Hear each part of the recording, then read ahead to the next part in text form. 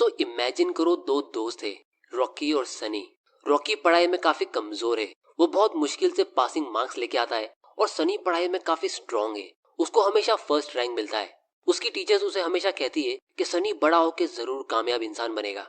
फिर जब दोनों की डिग्री कंप्लीट होती है तो सनी को फौरन एक अच्छी जॉब मिल जाती है और रॉकी को जॉब ढूंढने के लिए काफी स्ट्रगल करना पड़ता है। लेकिन जब ये दोनों 10 साल बाद अपने कॉलेज की रीयूनियन पार्टी में मिलते हैं तो रॉकी एक बहुत ही महंगी कार में आता है और वो काफी अमीर हो चुका होता है, और सनी टैक्सी में आता है और वो इतना अमीर भी नहीं होता है। तो सारे कॉलेज के फ्रेंड्स ये सीन देख के काफी चौंक जाते हैं कि जो बच्चा पढ़ाई में टॉप आता था वो फाइनेंशियली स्ट्रगल करता हुआ नजर आ रहा है, और जो बच्चा पढ़ाई में बुद्धू था वो इतना अमीर कैसे हो गया। तो जब सारे फ्रेंड्स उनसे बात करते और उनसे पूछते कि वो आजकल क्या कर रहे हैं, तो सनी कहता है कि वो एक मल्टीनेशनल कंपनी में एक जॉब करता है और उसकी कंपनी का वर्क कल्चर काफी अच्छा है। उसे मेडिकल इंश्योरेंस, कंपनी ट्रांसपोर्ट और दूसरी बहुत सारी फैसिलिटीज मिलती है। और जब लोग रॉकी से पूछते हैं कि वो आजकल क्या कर रहा है तो वो बस इतना ही कहता है कि वो काफी सारे बिजनेस का और सनी की कंपनी का भी एक इन्वेस्टर है। तो इन 10 साल में इन दोनों ने क्या किया इसको हम आगे वीडियो में समझेंगे, लेकिन उसको समझने के लिए दोस्तों आप लोग मुझे एक बात सच सच बताओ, हम मेजोरिटी मिडिल क्लास फैमिलीज में बच्चों को क्या सिखाया जाता है कि बेटा डिग्री ले लो, मेहनत करके जॉब करो और जितना मिल जाए उसमें खुश रहो, क्योंकि ज्यादा पैसा मतलब ज्यादा प्रॉब्लम्स। अगर आपके पास एक अच्छी डिग्री है, एक सेफ जॉब है तो वो सबसे बेस्ट है। और स्टॉक मार्केट में पैसा इन्वेस्ट करना सबसे रिस्की होता है, क्योंकि इन्वेस्टिंग सिर्फ अमीर लोगों के लिए होती है जिनके पास बहुत सारे पैसे होते हैं। मिडिल क्लास लोग तो बस सेव ही कर सकते हैं। और आपको तब तक काम करना होगा जब तक आपका बेटा बड़ा ना हो जाए और वो जिम्मेदारी ले ले पैसे कमाने की, तभी आपको आराम मिलेगा और आप चैन से बाकी की जिंदगी काट सकोगे। और दोस्तों बहुत सी फैमिलीज में तो इन्वेस्टिंग और स्टॉक मार्केट को लेकर कभी बात ही नहीं होती है। हम सिर्फ देखते हैं कि कैसे हमारे डैडी ने या उनके डैडी ने बूढ़े होने तक काम किया और घर को चलाया। तो ज्यादा काम करना एक बहुत ही गर्व वाली बात होती है कि देखो आपके डैड की इतनी ज्यादा उम्र होने के बाद भी वो ऑफिस जाते हैं। और हम बचपन से देखते हैं कि कैसे हमारे डैडी बीमार होके भी काम पर जाते थे, बारिश के मौसम में तेज बारिश से लड़कर भी वो काम पर जाते थे, क्योंकि अगर ऑफिस नहीं जाएंगे तो सैलरी कैसे मिलेगी और घर कैसे चलेगा। तो कभी कभी आपने भी सोचा होगा कि काश हमारे पास किसी तरह से इतने पैसे आ जाए कि हम रिलैक्स होके अपनी पूरी लाइफ टाइम उसे स्पेंड करें और हमें कभी पैसों की चिंता करनी ही ना पड़े, या फिर हमें घर बैठे बैठे कोई काम नहीं करने की एक रेगुलर इनकम मिल जाए और हमारे बैंक अकाउंट में ऑटोमेटिकली हमारी इनकम डिपॉजिट हो जाए। अब दोस्तों जितनी अच्छी बात ये सुनने में लगती है, मेजोरिटी लोगों को ये उतना ही नामुमकिन लगता है। कुछ लोगों के तो दिमाग में ये ख्याल आएगा ही नहीं कि ऐसा कैसे हो सकता है, बिना काम किए हम सैलरी अर्न कैसे कर सकते हैं। लेकिन दोस्तों सच ये है कि फाइनेंशियल फ्रीडम का ड्रीम हमारी लाइफ में काफी इजीली पॉसिबल है, क्योंकि दुनिया में दो टाइप के लोग होते हैं। एक वो जो जॉब्स देते हैं यानी बिजनेसमैन और इन्वेस्टर्स, और दूसरे वो जो जॉब्स लेते हैं यानी एम्प्लॉयज और लेबर्स। तो जब आप दूसरी कैटेगरी में रहते हो तो आपको ज्यादा इनकम तभी मिलेगी जब आप ज्यादा मेहनत करते हो, लेकिन जब आप पहली कैटेगरी में रहते हो तो आपको ज्यादा इनकम तब मिलेगी जब आपके एम्प्लॉयज ज्यादा मेहनत करते हैं। जैसे इमेजिन करो आपका एक पुराना कॉलेज फ्रेंड है रमेश, जो एक फास्ट फूड का बिजनेस रन करता है। उसके स्टोर का नाम है पैराडाइज पिज्जा, और वो आपसे कहता है कि उसे एक्स्ट्रा फंड्स की जरूरत है अपने बिजनेस को ग्रो करने के लिए, क्योंकि उसके स्टोर में हमेशा कस्टमर्स की भीड़ होती है और उसके पास कस्टमर्स दूर दूर से आते हैं पिज्जा लेने के लिए। तो वो दूसरे लोकेशंस पे अपने स्टोर्स ओपन करना चाहता है, लेकिन उसके पास उतने पैसे नहीं है।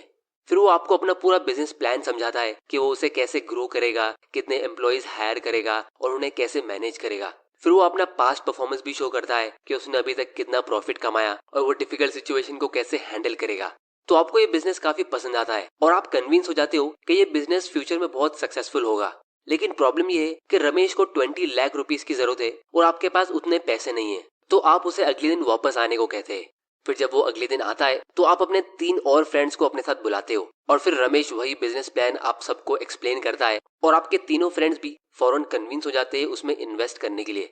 फिर आप चारों मिलके उसमें 5-5 लाख रुपया इन्वेस्ट करते हो और उसके बदले में आप चारों को उस बिजनेस की 10% ओनरशिप मिल जाती है। मतलब उस बिजनेस के अभी 5 ओनर्स है, एक है रमेश और बाकी आप 4। रमेश के पास 60% ओनरशिप है, क्योंकि वो उस बिजनेस में मेहनत भी करेगा और वो उसे काफी टाइम से रन भी करता आ रहा है। फिर उसके बाद रमेश आपको हर साल ईमेल सेंड करता है जहां वो एकदम डिटेल में आपको एक्सप्लेन करता है कि उसने अभी तक कितना प्रॉफिट कमाया, कहाँ कहाँ खर्चे किए, वो फ्यूचर में और ग्रोथ के लिए क्या प्लान कर रहा है और वो अपने प्रॉफिट का कितना % आपको हर साल पे करेगा। तो ये जो रमेश के बिजनेस में आपने 10% इन्वेस्ट किया, इसको हम कहेंगे कि आपने उसकी कंपनी के 10% शेयर्स खरीदे, क्योंकि आप सभी पार्टनर्स ने मिलके उस कंपनी के प्रॉफिट को शेयर करने के लिए अग्री किया है। और जो ईयरली प्रॉफिट आपको मिलेगा उसे हम डिविडेंड्स कहेंगे, जिसके लिए आपको कुछ करने की जरूरत नहीं होगी, आपको घर बैठे बैठे वो प्रॉफिट मिलेगा क्योंकि आप उस कंपनी के एक पैसिव इन्वेस्टर हो। अब दोस्तों एक्चुअली में बहुत लोगों के पास रमेश जैसे फ्रेंड्स नहीं होते जो उनके घर का दरवाजा खटखटाए अपने बिजनेस में इन्वेस्ट करने के लिए, और सभी के पास लाखों रुपए की सेविंग्स नहीं होती है। इसीलिए हमारे लिए शेयर मार्केट बहुत ही यूजफुल होता है क्योंकि इस मार्केट के जरिए हम हजारों सक्सेसफुल कंपनीज में से किसी अच्छी कंपनी को पिक करके उसमें इन्वेस्ट कर सकते हैं। और इस मार्केट का सबसे बड़ा रोल ये है कि जब भी आप किसी शेयर को बाय करते हो तो एक्चुअली में आप किसी स्टॉक या शेयर को नहीं खरीद रहे होते और ना ही आप स्टॉक में इन्वेस्ट कर रहे होते, बल्कि आप उस स्टॉक के जरिए उस कंपनी में इन्वेस्ट करते और आप उस बिजनेस के पार्टनर बन जाते हो। और स्टॉक मार्केट से भी आपको रेगुलर इनकम मिलती है डिविडेंड के जरिए। बस प्रॉब्लम ये है कि जब लोगों को एक छोटा सा डिविडेंड मिलता है तो वो ये सोचते हैं कि इतने से डिविडेंड से उनका क्या होगा, लेकिन लोग ये नहीं देखते कि उन्हें इन्वेस्ट भी एक छोटा अमाउंट ही किया है। तो एक्चुअली में ये एक एडवांटेज है कि आप एक छोटी कीमत जैसे 500 या 1000 रुपए से भी इन्वेस्टिंग शुरू कर सकते हो और काफी कम एज से स्टार्ट कर सकते हो, और इसके लिए आपको कहीं पे जाने की भी जरूरत नहीं है। ये सारा इन्वेस्टिंग का खेल और बिजनेस को समझने का काम हम घर बैठे बैठे बहुत ही आसानी से कर सकते हैं। लेकिन दोस्तों बहुत लोगों को ये स्टॉक मार्केट और इन्वेस्टिंग काफी कॉम्प्लिकेटेड लग सकता है, क्योंकि अगर आप कोई फाइनेंशियल न्यूज चैनल देखोगे तो वो आपको एक ही स्क्रीन पे इतनी सारी चीजें दिखाएंगे कि आप कंफ्यूज हो जाओगे कि यहाँ पे हो क्या रहा है। या फिर अगर आप कोई YouTube वीडियोस देखोगे तो वो कहेंगे कि आपको कौन सा स्टॉक आज खरीद के कल सेल करना है, फिर कौन सा कल खरीद के उसे परसों सेल करना है। और एक ही स्टॉक के लिए किसी से आपको बाय करने की एडवाइस मिलेगी और किसी और से आपको सेल करने की एडवाइस मिलेगी। तो इसीलिए अगर आप दूसरों की सुनोगे तो आप कभी वेल्थ क्रिएट कर पाओगे नहीं, क्योंकि आपको बिजनेस में कॉन्फिडेंस होना चाहिए उसे लॉन्ग टर्म के लिए होल्ड करने के लिए। तो अब आप सोच रहे होगे कि हमारे पास अच्छी कंपनी का आइडिया और कॉन्फिडेंस आएगा कहाँ से। तो दोस्तों सच ही है कि हम अपने चारों तरफ से अच्छे बिजनेस से घिरे हुए होते हैं। जैसे इमेजिन करो कि आप सुबह सुबह चाय पीते पीते ये सोचते हो कि आप अपने पैसे कहाँ इन्वेस्ट करोगे, और अचानक से आप ये सोचते हो कि यार मैं टाटा टी पीता हूँ और ब्रिटानिया की बिस्किट साथ में खा रहा हूँ और ये चीज तो मैं पिछले काफी सालों से कर रहा हूँ, तो ये कंपनी में इन्वेस्ट करना कैसा होगा, क्योंकि आप इनके डेली कस्टमर हो। और जब आप इनके कस्टमर नहीं रहोगे तो सबसे पहले ये चीज आपको ही पता चलेगी। तो इस सिचुएशन में अगर आप इन कंपनीज पे रिसर्च करते हो तो ये एक अच्छा स्टार्टिंग पॉइंट होता है, क्योंकि आपका फोकस कंपनी के बिजनेस और उसके प्रोडक्ट पे, ना कि स्टॉक के प्राइस पे। अब ऐसा नहीं है कि आपको वही दो कंपनीज में इन्वेस्ट कर लेना चाहिए, लेकिन अगर आप ऐसी किसी कंपनी में जैसे सुजलॉन एनर्जी या DHFL के शेयर्स खरीद लेते हो ये सोच के कि इनका शेयर प्राइस ऊपर जा सकता है, तो ये एक टाइप की गैम्बलिंग हो जाती है। क्योंकि शॉर्ट टर्म में स्टॉक का प्राइस रैंडमली फ्लक्चुएट होता है, लेकिन लॉन्ग टर्म में स्टॉक का प्राइस उसके बिजनेस के परफॉर्मेंस को फॉलो करता है। और सच ये है कि बहुत ही कम लोग स्टॉक मार्केट में किसी कंपनी पे फोकस करके उसके शेयर्स बाय करते हैं, जिसका मतलब ये है कि मेजॉरिटी लोग इसमें गैम्बलिंग करते हैं और इसीलिए 99% मिडिल क्लास लोग इसमें पैसा लूज करते हैं, क्योंकि मेजॉरिटी लोग जॉब्स करते हैं जिनको बिजनेस की इतनी नॉलेज होती नहीं है। तो इसीलिए अब हम ये समझते हैं कि जब आपके दिमाग में कोई स्टॉक का आइडिया आता है या फिर आपको कहीं से स्टॉक की टिप मिलती है तो आप उसमें रिसर्च कैसे और कहाँ कर सकते हो। तो यहाँ पे बिजनेस को स्टडी करने के लिए मैं टिकर टेप यूज कर रहा हूँ, जहाँ से हम ऑलमोस्ट सारी पब्लिक कंपनीज का पब्लिक डेटा एनालाइज कर सकते हैं। इसकी लिंक आपको नीचे डिस्क्रिप्शन में मिल जाएगी, आप वहां जाके इसे चेक कर सकते हो। तो एग्जाम्पल के लिए हम एक सिंपल कंपनी की बात करते हैं। ब्रिटानिया इंडस्ट्रीज के बारे में आप सभी लोग जानते होंगे। इनकी बहुत तरह की बिस्किट्स आती है जो बच्चों से लेके बूढ़े तक सब खाते हैं। तो जब भी आप किसी बिजनेस को स्टडी करते हो तो सबसे पहले आपको उसके सेल्स को देखना चाहिए, क्योंकि अगर कंपनी का सेल नहीं होगा तो फ्यूचर में वो कंपनी नहीं होगी। तो यहाँ पे हम फाइनेंशियल्स पे जाके कंपनी के 10 साल पहले का रेवेन्यू चेक करते हैं। अब ये नंबर करोड़ में है, तो आप देख सकते हो 2012 में कंपनी ने 5.5 थाउजेंड करोड़ का सेल किया।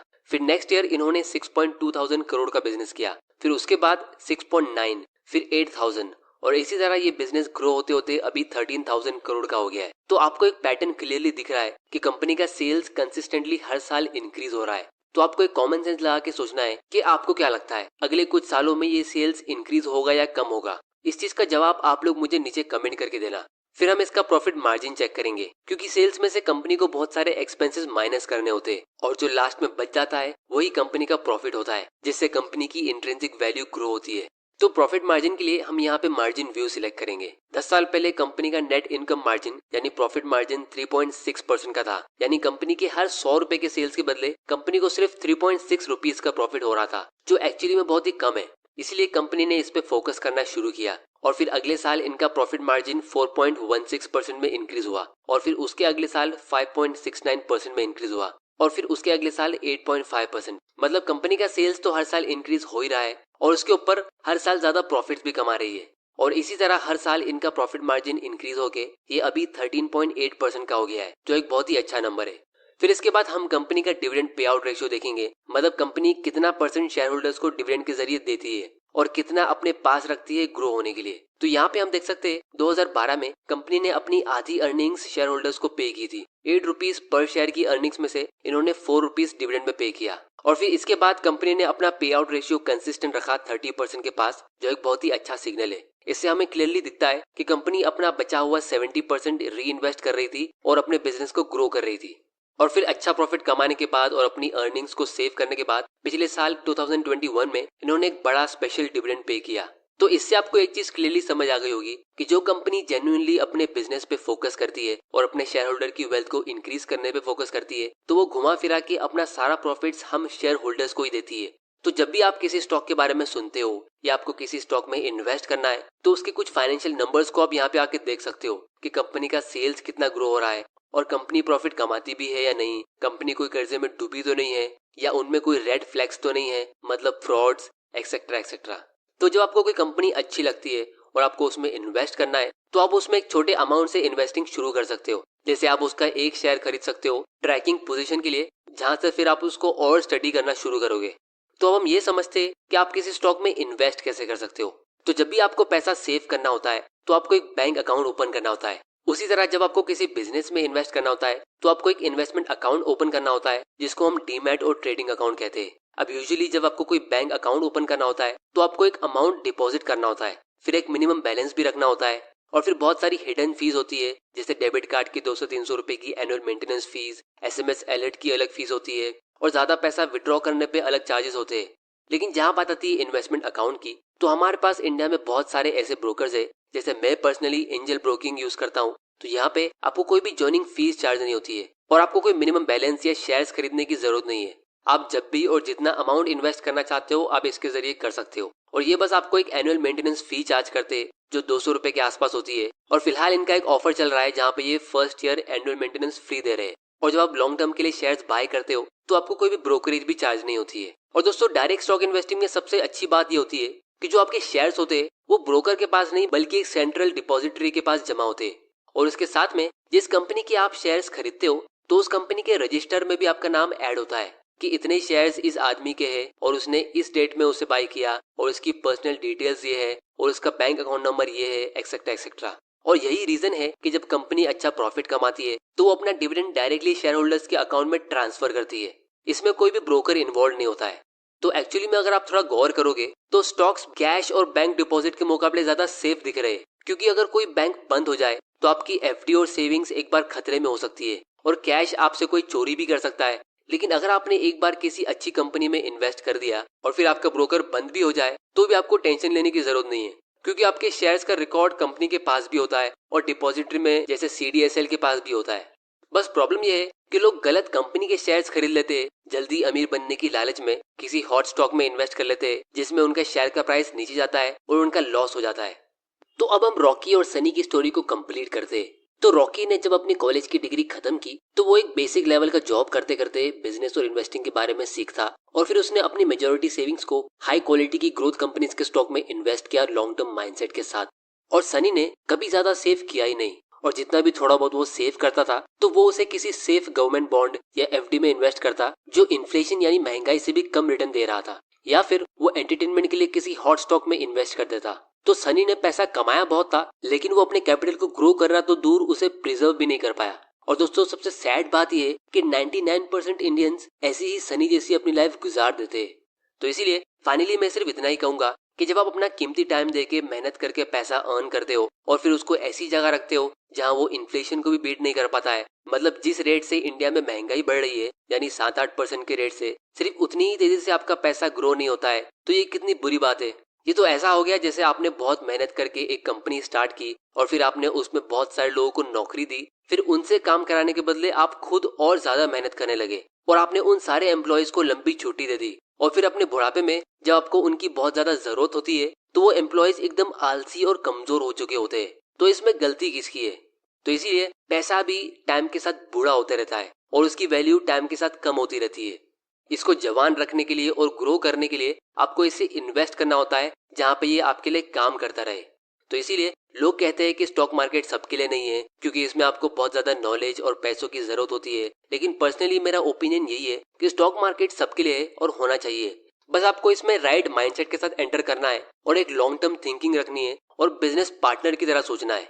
क्योंकि अगर कोई आदमी बीमार और कमजोर होता है तो हम सब उससे यही कहेंगे कि वो अपनी हेल्थ का ध्यान दे और हेल्दी बने।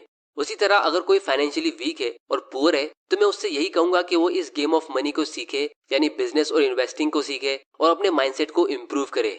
जिसके लिए इस चैनल को सब्सक्राइब करके बेल आइकन प्रेस जरूर कर देना, ताकि आपसे कोई ऐसे वैल्यूबल वीडियोस मिस ना हो जाए। और इन्वेस्टिंग आप जितना जल्दी शुरू करोगे आपके लिए उतना अच्छा है, क्योंकि कंपाउंडिंग के पावर से आप उसका ज्यादा बेनिफिट ले पाओगे।